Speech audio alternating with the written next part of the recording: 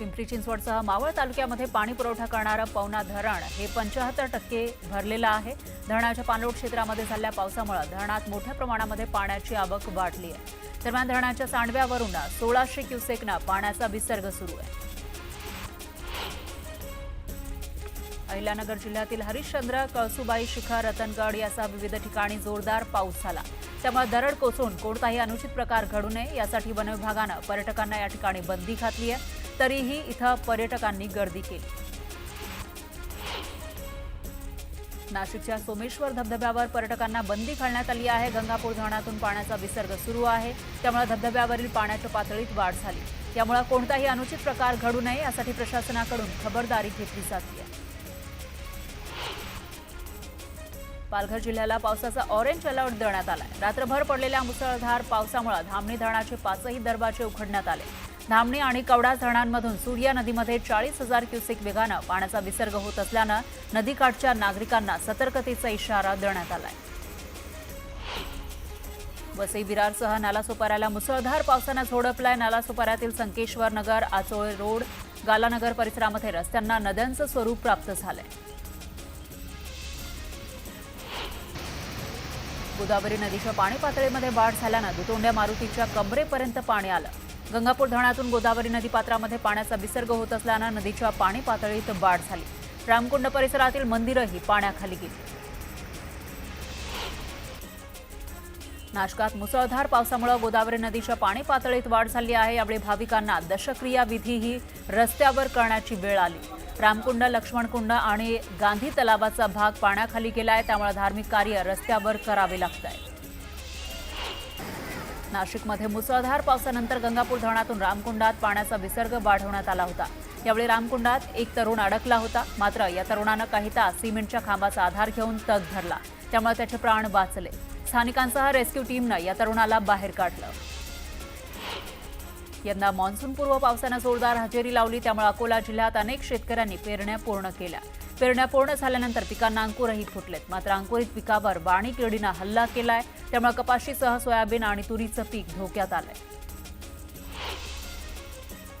जळगावच्या चोपडा तालुक्यातील पर्वतरांगांमध्ये मुसळधार पाऊस कोसळला।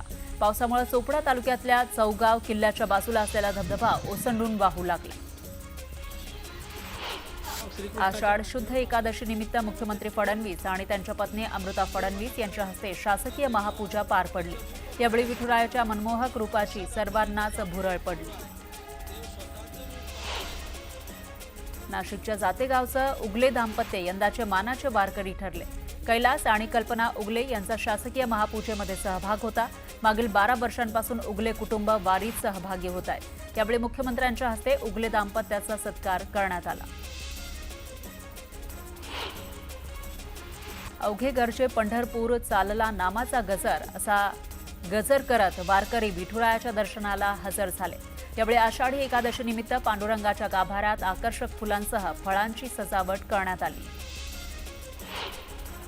आषाढी एकादशी निमित्त संत तुकाराम महाराजांच्या देहूनगरीत भक्तांची मांदियाळी पाहायला मिळाली।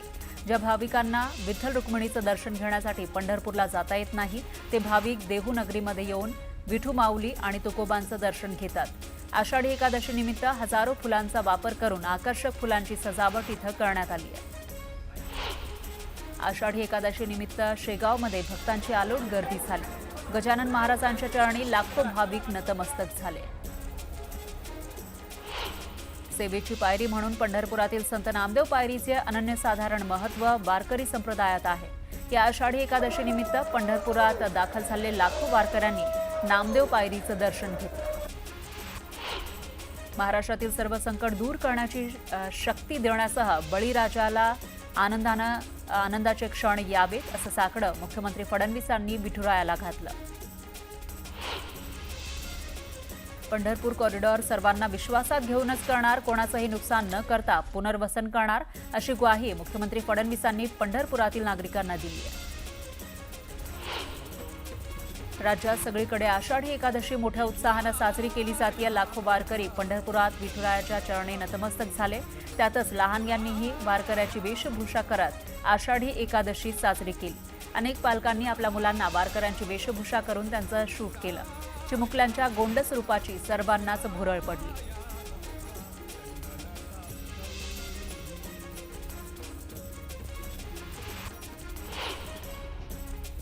जळगावमध्ये आषाढी एकादशी निमित्त प्रति पंढरपूर म्हणून ओळख असलेल्या पिंपराळामधील विठ्ठल मंदिर संस्थानाकडून दरवर्षीप्रमाणे रथोत्सवाचं आयोजन करण्यात आलं। मोठ्या उत्साहात रथोत्सवाचं आयोजन केलं। या रथोत्सवाला 150 वर्षांची परंपरा आहे। या रथोत्सवात विठ्ठल पांडुरंगाची वेशभूषा तसंच देवीच्या वेशभूषेत आलेले सोंगाड्यांनी लक्ष वेधून घेतलं। आषाढी एकादशी निमित्त पुण्यातील प्रति पंढरपूर अशी ओळख असलेल्या विठ्ठलवाडीमधील विठ्ठल रुक्मिणी मंदिरात पुणेकरांनी मोठी गर्दी केली।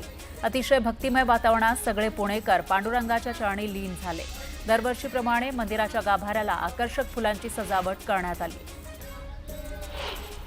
कर्जत शहरातील उल्हास नदीवर उभारण्यात आलेल्या 52 फूट उंचीच्या श्री विठ्ठल मूर्तीची आषाढी निमित्त पूजा पार पडली।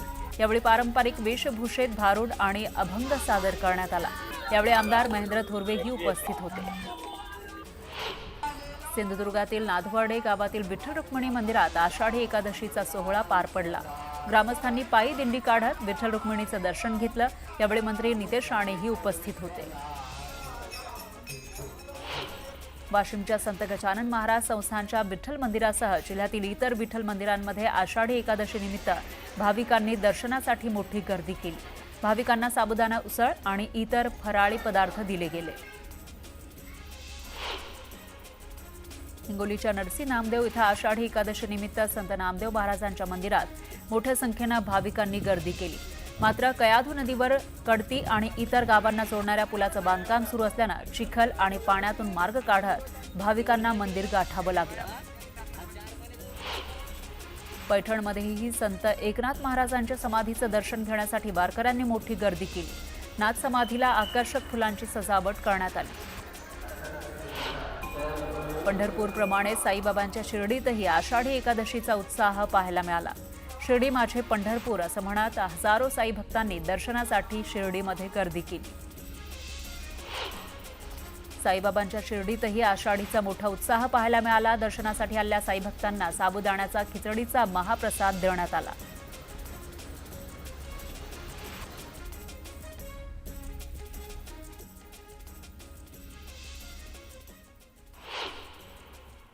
यानंतर एक ब्रेकिंग न्यूज आहे। हार्बर आणि ट्रान्स हार्बरवरील वाहतूक विस्कळीत झाल्याची माहिती समोर येते। मुंबईकर त्याचबरोबर उपनगरांमध्ये राहणारे जे नागरिक आहेत, प्रवासी आहेत, रेल्वेने प्रवास करतात त्यांच्यासाठी अतिशय महत्त्वाची बातमी। हार्बर आणि ट्रान्स हार्बर लोकल मार्गावरील वाहतूक विस्कळीत झाली आहे। नेरूळ ते पनवेलची लोकल सेवा बंद आहे। तांत्रिक बिघाडामुळे हार्बरची लोकल सेवा ही विस्कळीत झाल्याची माहिती समोर येते। आज रविवार आहे, एकादशी आहे आणि त्या पार्श्वभूमीवर आज मोठ्या प्रमाणामध्ये लोक ये जा करत असतात। अशात हार्बर आणि ट्रान्स हार्बरवरील वाहतूक विस्कळीत झाल्याची माहिती समोर येते। नेरूळ ते पनवेलची लोकल सेवा बंद आहे। तांत्रिक बिघाड या ठिकाणी झालाय आणि त्या पार्श्वभूमीवर हार्बरची लोकल सेवा विस्कळीत झाल्याची माहिती आहे।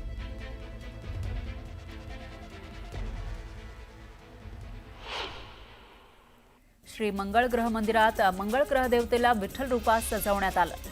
भक्तांनी याला विठुरायाचं आगमन मानत भक्तिभावानं दर्शन घेतलं। मंदिर ट्रस्टच्या वतीनं विशेष सजावट करण्यात आली। पाचोरा तालुक्यातील अंतुर्ली गावातही भक्तिमय वातावरण पाहायला मिळालं। पाचोरा भडगाव मतदारसंघाचे आमदार किशोर पाटील यांनी सपत्नीक विठ्ठलाची महापूजा केली। यावेळी सर्वांच्या आयुष्यात समाधान, शांतता आणि समृद्धी लाभावी यासाठी विठुरायाला साकडं घातलं। सिल्लोडमधील शास्त्रीनगर परिसरातील विठ्ठल रुक्मिणी मंदिरात भाविकांनी मोठी गर्दी केली। मंदिर परिसरामध्ये विविध प्रतिष्ठानच्या वतीनं साबुदाण्याच्या खिचडीसह फळांचं वाटप करण्यात आलं। पुण्यातील विठ्ठलवाडीमधील मंदिरात विठुरायाच्या दर्शनासाठी पुणेकरांनी मोठी गर्दी केली। विठुरायाच्या गाभाऱ्याला सुंदर फुलांची आकर्षक सजावट करण्यात आली। हिंगोलीमधील नरसी नामदेव इथले संत शिरोमणी नामदेव महाराजांच्या मंदिरात भाविकांनी मोठी गर्दी केली। यावेळी पोलिसांच्या श्वान पथकातील वीरू हा श्वानही नामदेव महाराजांच्या चरणी नतमस्तक झाला। पुण्यातील एका शेतकऱ्यानं 1 एकर शेतात नाचणीच्या पिकामधून संत ज्ञानेश्वर महाराजांची प्रतिकृती साकारली आहे। अशी माऊलींची प्रतिकृती साकारल्याचं या ठिकाणी पाहायला मिळत आहे आणि त्याची ड्रोनद्वारे टिपलेली दृश्यही समोर आली आहेत। आषाढी एकादशी निमित्त कोल्हापुरातील कसबा बावडा परिसरात राहणाऱ्या एका कलाकारानं चक्क तांदळावर विठुरायाला साकारलंय। कांदा मुळा भाजी अवघी विठाबाई माझी, लसूण मिरची कोथिंबिरी अवघा झाला माझा हरी याचाच प्रत्यय घेत नवी मुंबईमधील सुप्रसिद्ध रांगोळी कलाकारानं भाज्यांच्या माध्यमातून विठुरायाची प्रतिकृती साकारली आहे. 8 बाय 3.5 फूट एकूण 4 किलो भाज्यांचा वापर करत ही रांगोळी साकारण्यात आली. अहिल्यानगरमधील एका कला शिक्षकानं शाळेच्या फळ्यावर रंगीत खडूच्या सहाय्यानं विठ्ठल आणि वारीत चालणाऱ्या वारकऱ्यांची मनमोहक अशी प्रतिमा साकारली. फक्त रंगीत खडूंच्या माध्यमातून या कला शिक्षकानं वारीचं सौंदर्य रेखाटलंय. वैभववाडीतील चित्रकार महिलेनं गंधगोळीवर विठुरायाची प्रतिकृती साकारली. 6 सेंटीमीटर उंच आणि 1 सेंटीमीटर रुंद अशी ही कलाकृती आहे.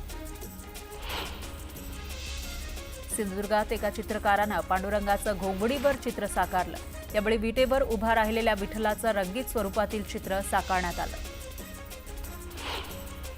पुण्यातील सिंहगड रोड पोलीस स्थानकाला संलग्नित असलेल्या आनंदगर पोलीस चौकीचं चंद्रकांत पाटलांच्या हस्ते उद्घाटन झालं आहे. याप्रसंगी पुणे पोलिसांच्या ब्रँडनं प्रसिद्ध गाणं माऊली माऊली वाजवत वातावरण अजूनच भक्तिमय केलं.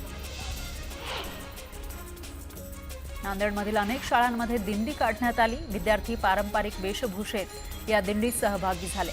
यावेळी दिंडीचं गोड रिंगण पार पडलं. तसंच टाळ मृदुंगाचा गजर आणि विठू नामाचा जयघोष करण्यात आला.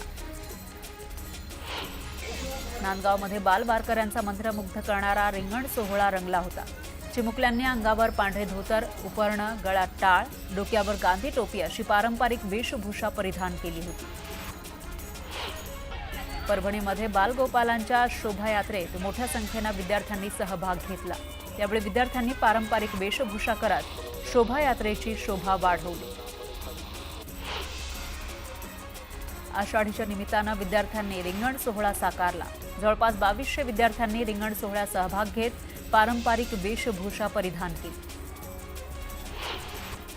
चोपडा तालुक्यामध्ये विठ्ठल मंदिरात नागरिकांनी दर्शनासाठी मोठ्या प्रमाणात गर्दी केली. त्यावेळी पालखी सोहळ्यात महिलांनी मोठ्या प्रमाणात गर्दी केली. जळगावातील कैवल्य योग साधना वर्गातर्फे आषाढी एकादशी निमित्त दिंडी काढण्यात आली. यावेळी विठुरायाची विधिवत पूजा अर्चा करून सर्वांनी दिंडी नृत्य सादर करत विठू नामाचा गजर केला. सरकारला सद्बुद्धी दे आणि शेतकऱ्यांची कर्जमाफी होऊ दे असं साकडं प्रहारच्या बच्चू कडूंनी विठुरायाच्या चरणी घातलं. जोपर्यंत कर्जमाफीची तारीख निश्चित होत नाही तोपर्यंत आमचं आंदोलन कायम राहणार असं बच्चू कडू म्हणाले. अमरावतीच्या मेळघाटातील दहेंद्री गावात संतापजनक प्रकार घडलाय. पोटफुगीचा विकार झालेल्या 10 दिवसाच्या लहान बाळावर अघोरी प्रकार करण्यात आले. गरम वेळानं बाळाच्या पोटावर 39 चटके देण्यात आले. या प्रकरणी बाळाच्या आईनं दिलेल्या तक्रारीवरून बाळाच्या आजीवर अंधश्रद्धा निर्मूलन कायद्याअंतर्गत गुन्हा दाखल करण्यात आलाय. गडचिरोली जिल्ह्यामध्ये मलेरियानं थैमान घातलेलं आहे. गडचिरोली जिल्ह्यात छत्तीसगड सीमेलगत असलेल्या अतिदुर्गम गावांमध्ये मलेरियाचे रुग्ण मोठ्या प्रमाणात सापडत आहेत. आतापर्यंत जिल्ह्यामध्ये 3 रुग्णांचा मलेरियानं मृत्यू झालाय तर कोरची ग्रामीण रुग्णालयामध्ये 10 रुग्णांवर उपचार सुरू आहेत. पंढरपुरात जुन्या इमारतीचा काही भाग कोसळला. सुदैवाने यामध्ये कुठलीही जीवितहानी झाली नाही. तर नागरिकांना सतर्कतेचं आवाहन करण्यात आलंय.